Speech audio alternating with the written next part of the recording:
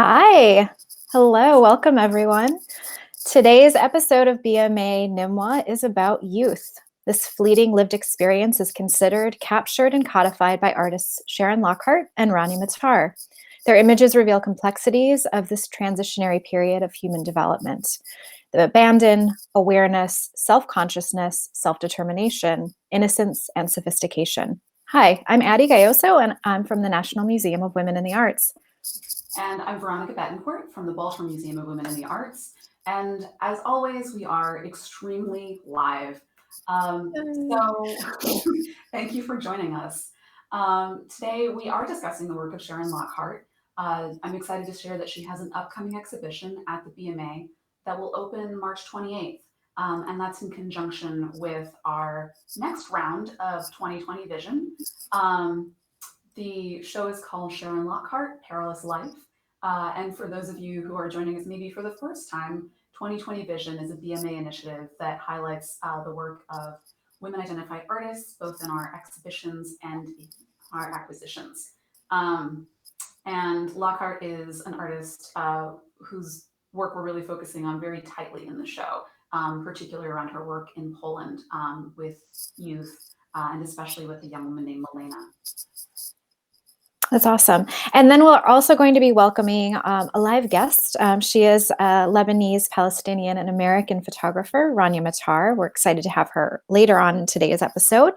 Matar captures photographs of female adolescence and young womanhood, both in the US, where she now lives, and in the Middle East, where she is from, to, quote, focus on notions of identity and individuality within the context of the underlying universality of these experiences. Today, she'll discuss her series, She, of which images are part of NMWA's collection that we were recently acquired. And she will also discuss her 2020 body of work, Windows, which was born out of connections made through social media and social distancing. And we've had a chance to talk with Rania before, and she is such a delight. So I'm really looking forward to having her on. So stick around for that portion. But first, I want to turn our attentions to Sharon Lockhart. Lockhart is an artist who lives and works in LA. But to say works in LA is only a small part of the story. She works and exhibits internationally since 1994. And her projects have taken her all over. She's best known for her camera work, whether that is behind the film camera or as a photographer. Um, and today we're going to be taking a closer look at a portion of 2009 work called Podwórka. And please pardon my terrible Polish, probably mispronunciation more than pronunciation. But I'd like to take a look at this work and really think about the way that Lockhart her art sits at the space between documentary filmmaking and an art making practice. Uh, so I'm looking forward to showing a clip of Podwórka and kind of inviting you to think about both how she's engaging youth and also kind of taking a good look at where her artistic framing lies. So, how do we see her hand or her touch as the artist in terms of setting up a scene and then kind of bringing it all into the artwork?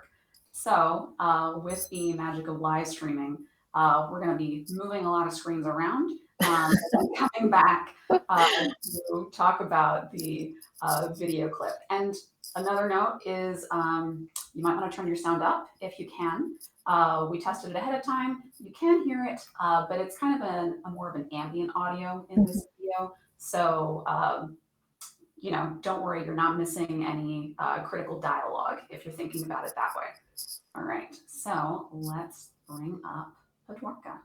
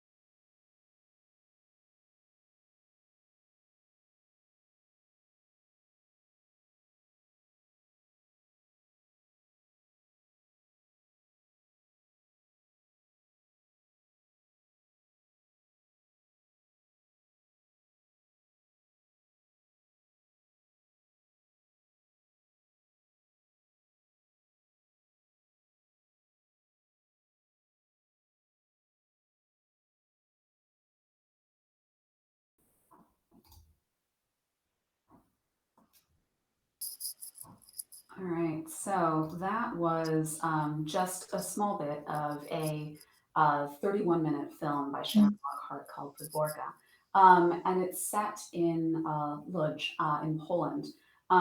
So when you see the little graffiti on the back of the building that says Lodzi Club Sportowy, that's a reference to the local sports club, and especially the football club. So this is kind of a small taste of a larger work and also Mm. of Sharon Lockhart's uh, art making practice. And Addie, I was curious to hear from you, sort of how would you describe the framing of this Sure. film?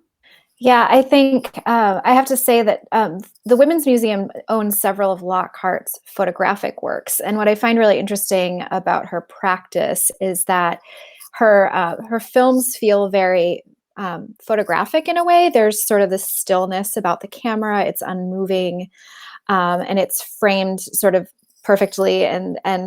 What happens, what seems to sort of come in and out of the frame is what really is activating the experience, not the movement of the camera. And then I think about her photographs, which we have in our collection, that feel very, they have a cinematic sort of flavor to them. She often works in photographic series and they feel almost like frames of a larger story being told. But I do really love that this is just sort of a single camera, single shot. It's very still, and the real movement and action is the children who sort of animate the space. Yeah, and I'm glad that you bring up kind of just how sort of carefully composed and beautiful so many of her Mhm. works are, as well as the role of the kids in animating, because I think that that really speaks to a critical part of Sharon Lockhart's practice, which is that she's really interested in developing relationships with the people Mhm. with whom she's working. So, she tries to work as non-hierarchically as possible. Mhm. So I think here you can kind of see that coming through in that these kids, like, they're not playing to the camera. Mhm. They're playing for themselves. They're playing because this is the interior courtyard of the place where they live. And they're making use of their urban environment as a Mhm. playground. I think it's a really nice sort of visual metaphor in some ways for Sharon Lockhart's kind of relational practice, Yeah. in that yes, this is a building, it's a structure that was made by adults for, the purpose of living in. Um, but it's not made as a playground for kids. The kids are determining that Mhm. this is how they want to use it, that this is their space. Um, and they're using it in a way that, I mean, unless you're like a parkour person, you're just not going to use the side of buildings in this way. Or I love the moment where the two kids decide to hang from the ledge and come toward each other. Uh, and it's sort of this question about like, well, who decided that this was the move? And so I think there's a lot that you can watch for in terms of um, Sharon Lockhart really seeing youth as people who are determining kind of the own like Mhm. terms of their own representation. Yeah. I also love that she's relational, certainly, in the way she engages with her sitters or her subjects. And you talked about one young woman that she's worked with over time, and I think it's part of her practice that when she travels and photographs and films, it's very much about relationship building.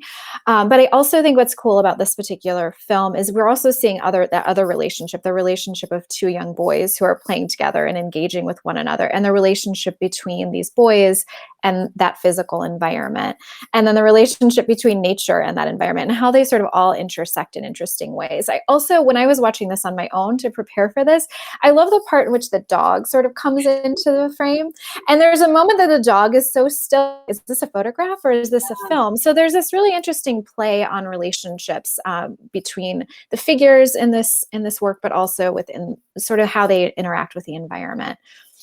Yeah, I mean, and I think that just sort of the fluidity of relationships is something that is also beautifully seen in this clip when the little toddler runs into frame, Mm-hmm. and they're yelling up maybe at these two older kids. Who knows if they're yelling to somebody off screen or off camera? But I think it's very clear that these are just some of the parameters of a larger world. Yeah.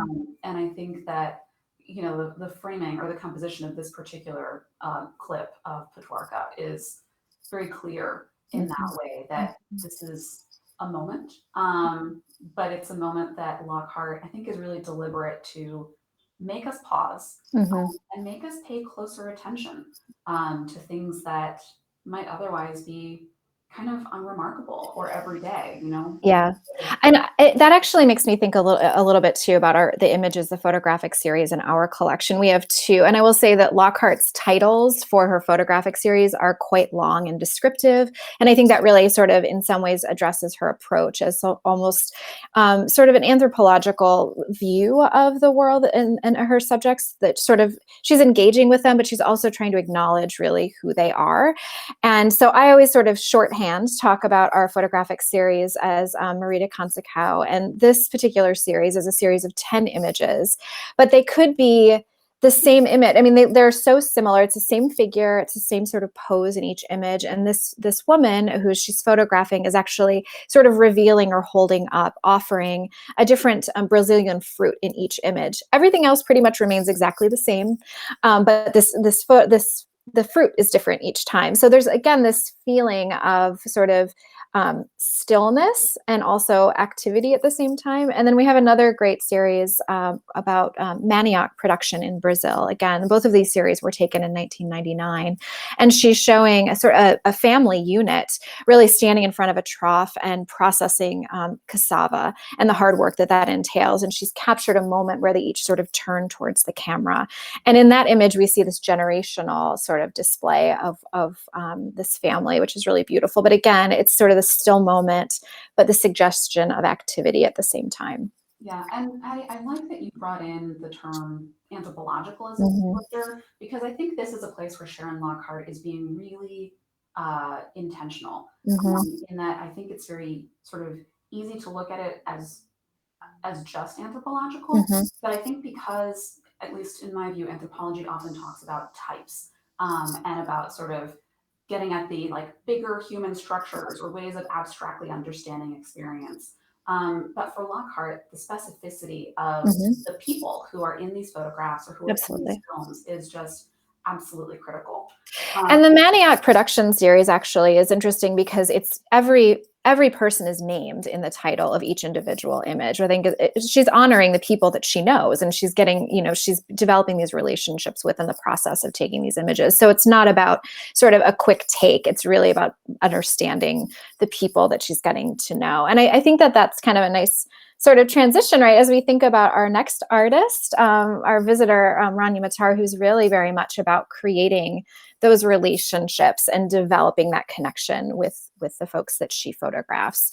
And I can do a brief introduction if we're ready to move on. We're doing that, and we're going to have another. Yeah, sure. So everybody, buckle in. All right. So I'm really excited.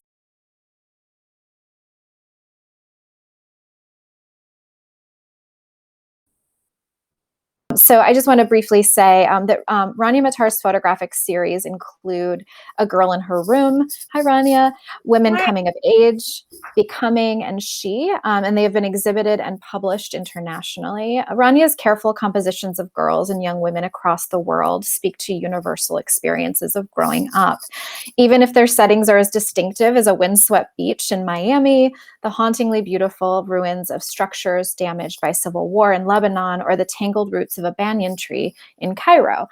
So I want to thank you, Rania, for your time and welcome to our show. Well, hi. Thank you both so much for having me here. I'm very honored.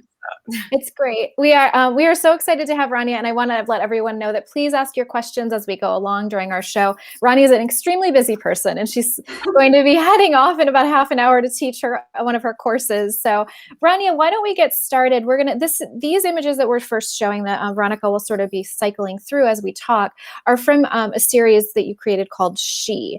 And I just want to ask, as a way of getting started, you've shared that sort of creating portraits of young women over the years has been in some respects autobiographical for you. And I'm wondering if you can speak a little bit more to that, especially in relation to the She series of works. Yeah, absolutely. I'm trained as an architect, and I really became a photographer, and by starting by photographing my own children. I have 4 of them, and I have 2 daughters, and I fell in love with the whole medium of photography in that way. And then before I knew it, I realized I was making very different pictures from what I thought I'd be making.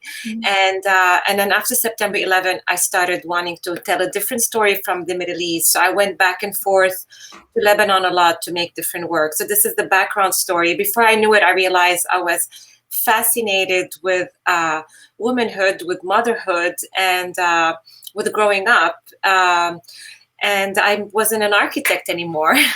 And then as my daughters got older, I became interested in kind of understanding, what they're going through. And I did that through photography. At some point, they didn't let me photograph them anymore. But so I kind of always made projects that were inspired by my daughters at the age they were at, and at the time, at the whatever transition they were on in life. So I started Girl in Her Room when my older daughter was like 15 and transforming. Then I started a series titled L'Enfant Femme about the younger prepubescent girl, and that was inspired by my daughter. And then when my older daughter left for college, I started a project that I titled Unspoken Conversations about mothers and daughters. So as you see, it is kind of following my own life and my daughter's through the years. Another thing that's autobiographical is the sense that it's important for me to include the 2 cultures that I'm part of, where the rhetoric is often them versus us in the news. And for me, it's important to focus at that shared humanity of growing up and going through the phases of girlhood and womanhood. So this project was the first real project that I did in a way outside the domestic space. And it started when I was invited to do a residency in Ohio. And I absolutely fell in love with the Ohio landscape, with the rural landscape. At the same time, I was expected to make work there. And I realized this is, in a way, symbolically and metaphorically, the same thing that my daughters are going through after they left home, where they're kind of, I'm photographing them in that space they're finding themselves, and they're making their own once they leave the comfort of home. I had to just clap a little bit because I'm originally from Ohio, and I appreciate the Ohio landscape. I became interested in the texture. This is what's important. So I also was fascinated with texture. I also had like another autobiographical thing, is I had lost half my hair at that point, and you see it's a big part of who I am. And I was obsessed with that sense of texture and physicality. So it all kind of came together, and in that sense. And then in Lebanon, a lot of that texture has to do with these old walls that have witnessed history through the years. So. That's great. Rania, is that what we're seeing in the backdrop of this photograph? This is actually a kind of an iconic old house called La Maison Rose, the pink house, and it's kind of overlooks the Mediterranean, and it's a jewel of an architecture. And for me, this is so much part of the vernacular architecture of Lebanon, and how it's been abandoned over the years. But so for me, this was and this is a lot of this backdrop where this young generation is growing up in. They have not lived the Civil War, but this is part of the collective memory that's shaping who they are as. And now all of a sudden there were the explosions in Beirut, so we have a whole other layer of destruction that's appearing. So yeah, and maybe it would be interesting. You so often have a young woman in front of this beautiful backdrop. And I think if we, look at the next one, that's very much the case of the dramatic seascape. And I'm curious if you could talk about how you formed the relationship with the young woman who's portrayed here. And could you remind me of her name? Raven. Raven, great. Yes. Every single picture has a story, and we probably won't have time to get into it, but every single like the first one we saw, this was actually a young woman from Nigeria studying at Kenyon College in Ohio. And here I am from Lebanon/Boston, and we're intersected there in Ohio to make that photograph. This is I was on spring break with my daughter in Miami Beach, and she is from Wichita, Kansas, and she was standing in line in front of me as we're waiting to go have brunch, and all I saw was the hair, and I just started, and again I was obsessed with hair and texture, so I kind of knocked on her back, and I'm like, oh my God, I'd love to photograph you, just like that. And she turned around, and I realized she was Black and albino and so beautiful. And she said, okay. And I'm like, but I'm going back to Boston today, so we have to make it happen like now. She's like, no problem. And I didn't have my camera, so she came with me to my hotel, and by then it's noon, which is the worst time of day to photograph. But I think that day, with that whole encounter, all the stars aligned. I mean, that sky and that water and her hair, it was just perfection, really. And I stayed in touch with her. I mean, I tend to work very collaboratively with these young women, and we share an intimacy at the moment. So the National Museum of Women and the Arts eventually exhibited this piece in an exhibition called Live Dangerously. And I texted the woman, Raven, to tell her that her photo was in the exhibition and to thank her to be part of the project. And she said, thank you for seeing the beauty in me.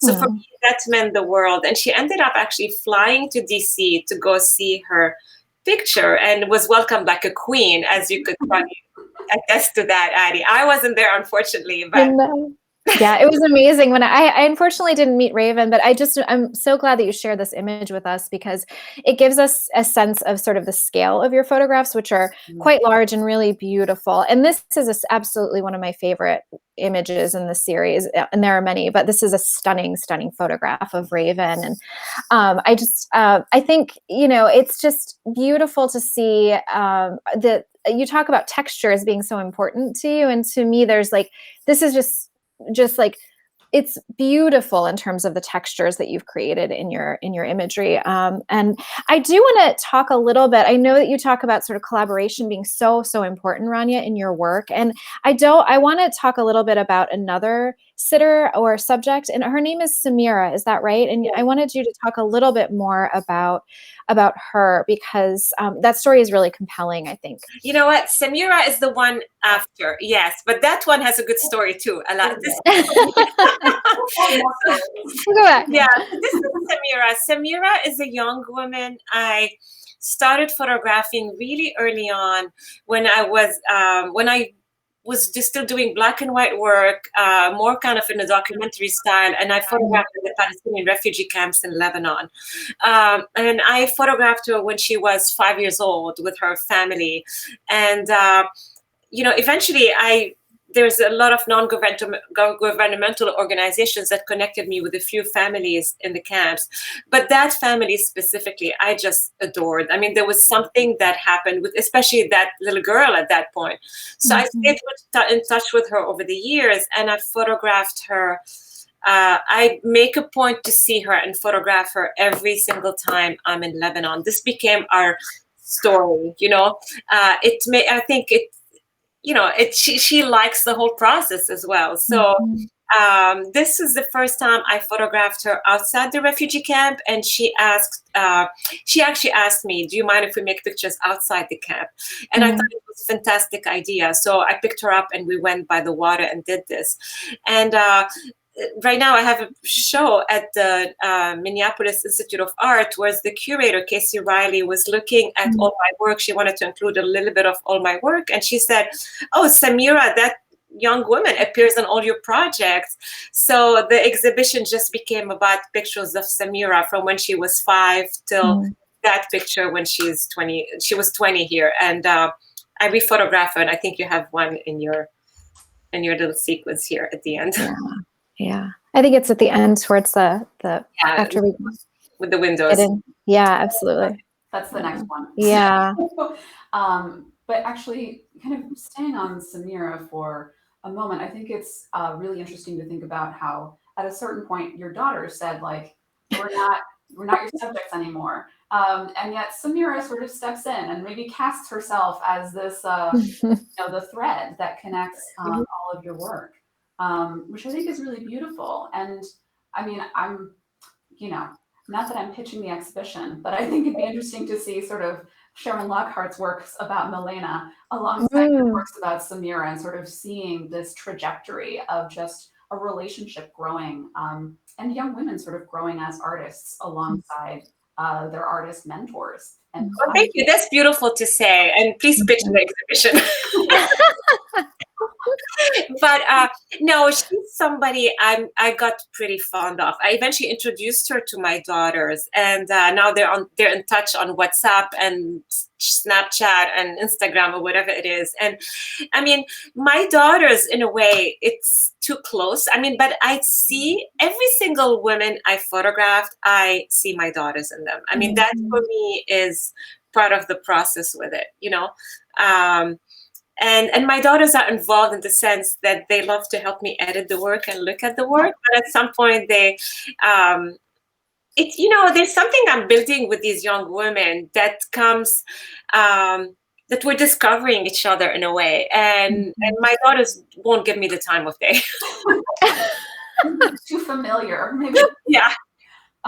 We actually have a great comment from Karen Sermenis, who says to you, Rania, your use of color is so intentional and amazing. And then she asks, do you collaborate with your models regarding color of wardrobes, etc.?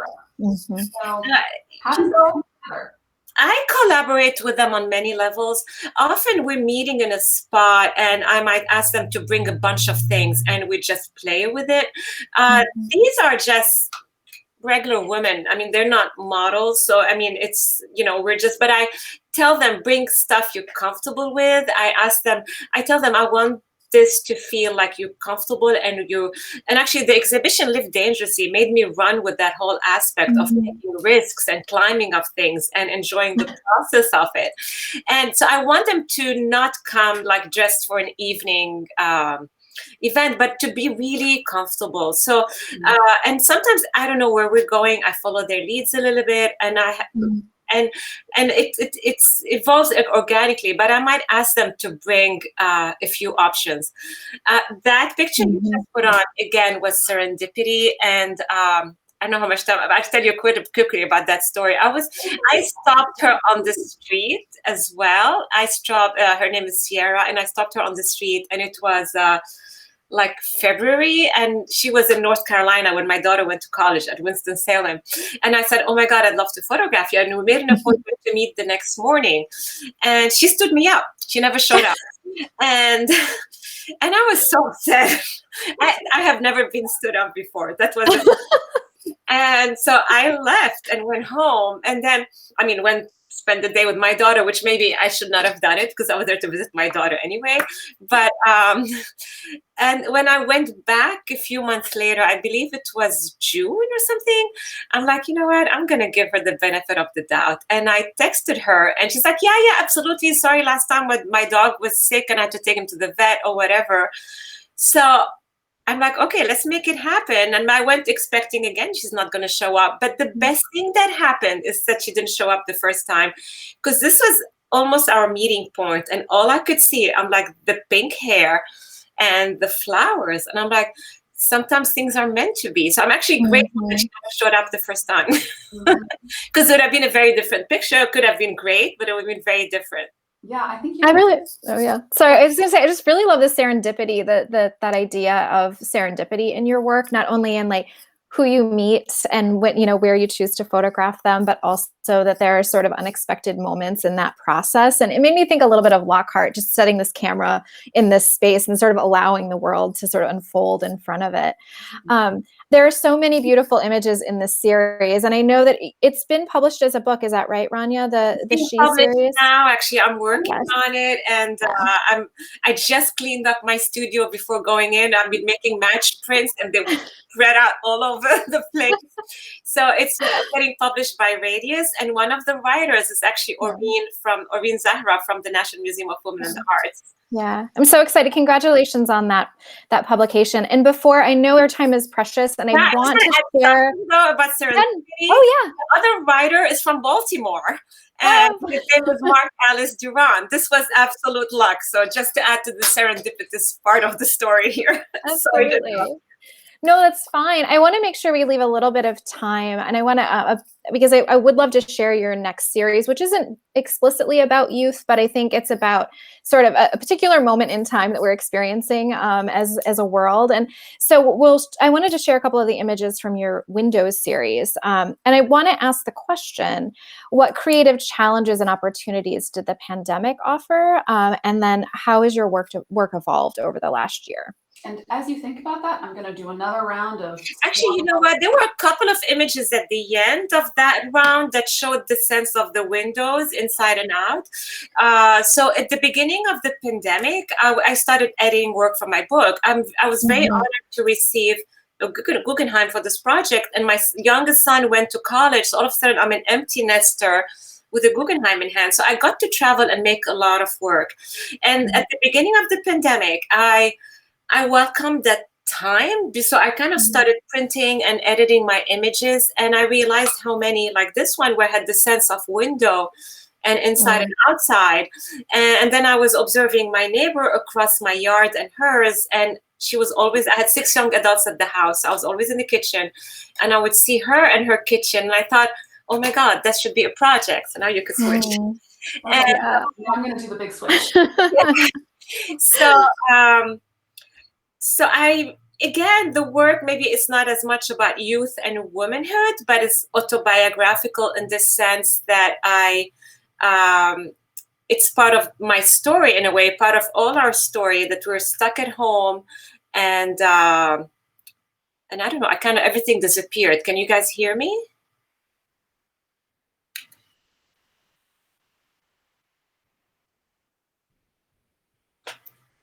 Sorry, Rania, just to say, yes, still switching images, but we can hear you, so keep talking. Okay. Everything went Okay, sorry. So I started, I came up with this idea that I wanted to, and I like to work with people. So I came up with the idea that I would love to make portraits across from people's window. So I put a little post on Instagram that you're gonna see when the pictures pop here, asking people who live about 30 minutes from Brookline, Massachusetts, where I live, if they would be willing to be photographed. And I got a pretty incredible response of people who were willing to be part of this work. So I started going to people's windows and making portraits from across the window and the screen and the doors. And this, and it went viral. I was honored how many people were willing to be part of this, and how many people were, how much everybody, just like me, was craving connection and connectivity. And the circle kept growing. And I'm sorry, I'm not sure what's going on. What is going on is that for some reason, the next set of images has disappeared from my area. So unfortunately, I can try to upload things really fast. But in the interim, we can focus on this beautiful photograph and keep talking. As promised at the beginning of the show, we are extremely live. We are live. Extremely live part of it. Rania, are your images of windows on your website, or are they accessible? You know what? Yes, and my website just got redesigned, and it actually, I'm so honored because my web designer did an absolutely beautiful job, but it's pretty slow. So please go on it, but be very patient as we figure out how to make it fast.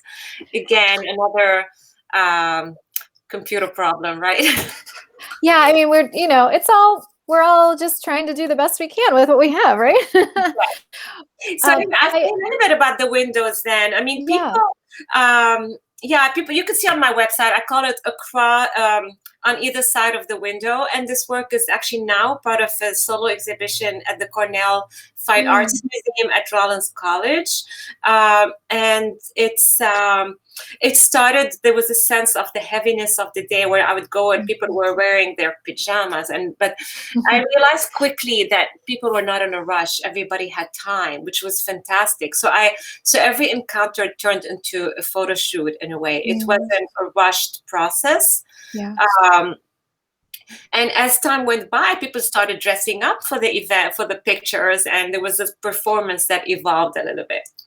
So That's great. And I love how in the images, it feels as if that everyone is sort of framed by their like they're almost the windows, their door windows, wherever you have them sort of positioned, it feels very much like they are sort of posing, and it's their own sort of their own frame, their own like physical frame that they're sort of putting themselves in, and they're really beautiful images. So you also mentioned, I think during our original talk, that normally you take photographs, you use film, and in this case you were using your digital camera. Is that right? Everything about this project kind of feel like it took me a little bit out of my comfort zone, which is a very good thing. I think as artists, it gives us a chance to do things a little differently. At the beginning, I realized nobody was developing film anymore because everything shut down during the early days of the pandemic. And there was an immediacy to this work that I felt I needed. I didn't want to wait till I get the film back and then scan it and develop it. I wanted to see it to see it right away, and there was an immediacy to that. And the other thing that was, there's so much reflection from the window that for me to be able to do it on digital and be able to, I'm still working the same, so I don't look at the back of my camera, but I felt like at least I could check that the lighting and the eyes were not covered and all that. So there was something that worked out with this. And the interesting thing about it is usually I shoot and then develop my film, then I take my time seeing it. And that was kind of, I was photographing and editing my work all at the same time, which was a very different way for me to work. But it was also, it was kind of, it's in some weird way. And it's like we had all the time in the world at that time, but it's like I was busier than ever because I was doing it all at once. So it was slow and fast at the same time.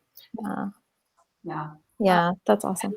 I just want to remind folks that Rania has maybe 5 more minutes with us before she needs to move on to teaching, because artists sometimes do things other than make art. Can I share my screen? I could show some of those, but I don't know if I have a possibility because I don't know what this program is. Yeah, so we can...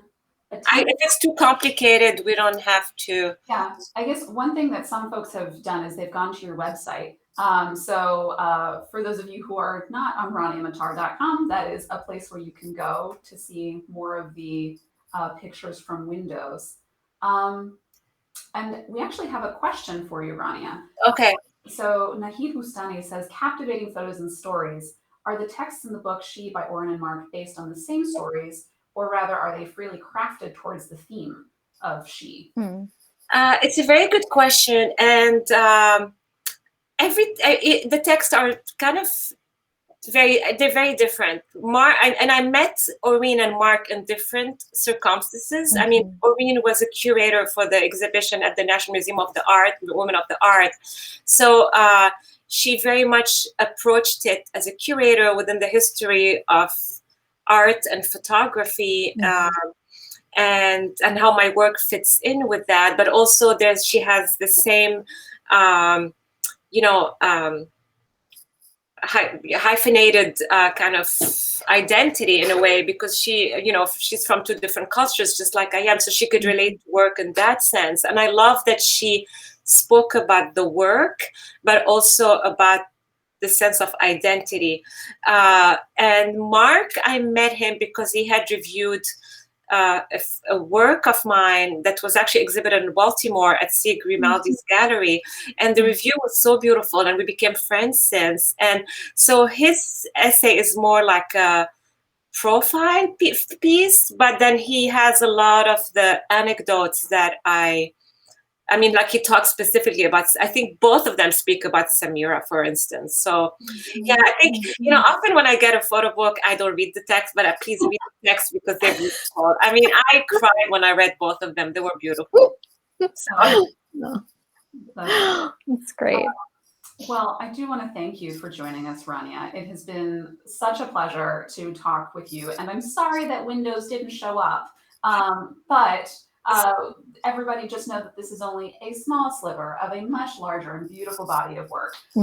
So yeah, let's hope that this has sort of piqued your curiosity and to keep exploring whether that is at the National Museum of Women in the Arts, with the work that you have on view there, or online, or with your book that's coming out, which is very exciting. Yeah. So thank you so much. Thank you for your Thank time, you Rania. so much for having me. And yes, you guys, if you could look at some of the Windows project, take a look. And just so you know what we've been talking about. But thank you both so much for inviting me. That was really lovely. Of course. It was wonderful to have you on, and thanks everyone for joining us. If you're more interested in this topic of picturing youth and adolescence, I do want to mention that the National Museum of Women in the Arts will be opening a new exhibition on the work of Mary Ellen Mark, and it's called Girlhood, and that will open in early March. And then just as a reminder about the Sharon Lockhart exhibition, which will be opening towards the end of March, is that correct? March 14th is the date we have on the calendar. Of course, everything is pandemic permitting, but of course. life. But at the very least, please visit our websites to learn more, and definitely check out RaniaMatar.com for more images of her work. Thank you all for joining us this week, and we'll be back next month. What is our topic? Next month, in relation. Really excited, in relation, so we hope to see you next month. Thank you, everyone. All right. Bye, everybody. Take care.